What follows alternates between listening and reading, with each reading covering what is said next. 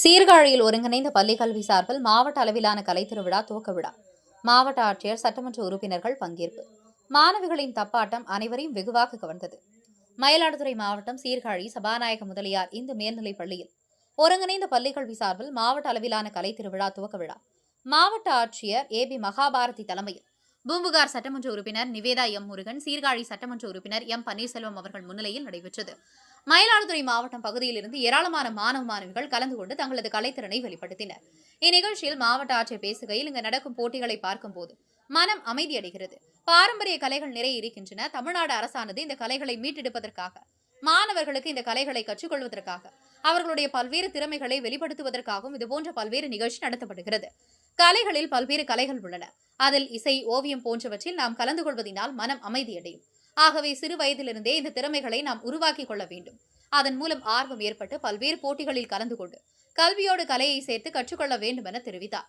உயர்ந்த நோக்கத்துடன் தான் மாண்புமிகு தமிழ்நாடு முதலமைச்சர் அவர்கள் கலையில் பல்வேறு திட்டங்களை கொண்டு வந்துள்ளார் என தெரிவித்தார்.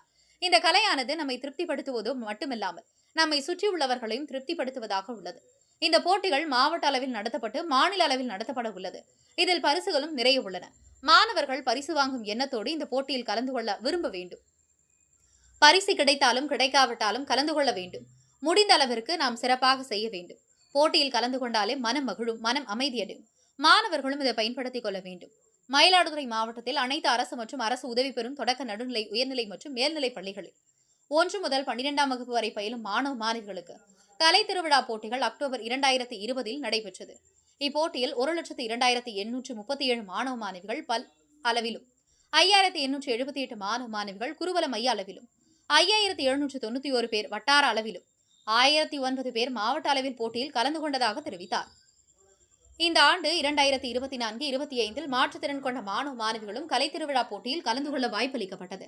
769 மாற்றுத்திறன் கொண்ட மாணவ மாணவிகள் பள்ளி அளவிலும், 769 பேர் வட்டார அளவிலும் தேர்ந்தெடுக்கப்பட்டு 375 பேர் மாவட்ட அளவிலான போட்டியிலும் கலந்து கொண்டு 41 மாணவ மாணவிகள் மாநில அளவிலான போட்டியில் கலந்து கொள்ள உள்ளனர் என்பது குறிப்பிடத்தக்கது.